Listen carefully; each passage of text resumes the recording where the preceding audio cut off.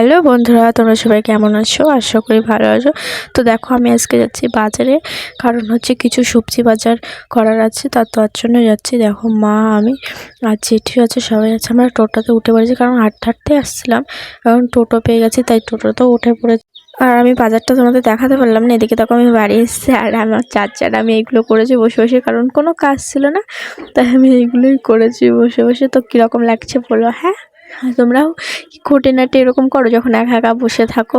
আমার ভালোই লাগে। আর এদিকে দেখো, আমি একটু ছাদে এসেছি, আর রাত্রে দেখো ওইদিকে ডান্স হচ্ছিলো, আমি ছাদ থেকে দেখছিলাম, কারণ আজকে যাইনি। আর এটা দেখো ভোরবেলা এখন। তো চারটা আমি বোনকে বললাম যে ফোনটা নিয়ে আসতে, যে চারটা দেখাতে। তো অনেক সুন্দর লাগছে চারটা, যেটা আমার ফোনে ভালোভাবে উঠছে না, কারণ 10,000 টাকা দামের ফোন এত সুন্দর চারটার তো দেখা যাবে না, তাই না? এদিকে আমি নাম জপ করছিলাম, তাই আমি ভিডিও করতে পারছিলাম না, আর কথা বলতে পারছিলাম না।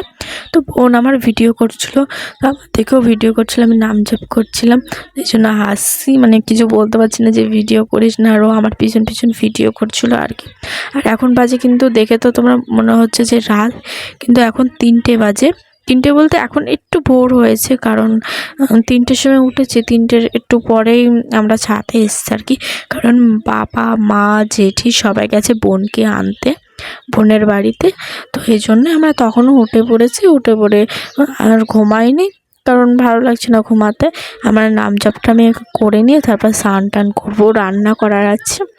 আর এদিকে দেখো, চারটে এত সুন্দর লাগছে, মানে এত অনেকটা বড়ও লাগছে। পূর্ণিমা লেগেছে তো আজকে, আর কৃষ্ণ রাধার পুজো আজকে।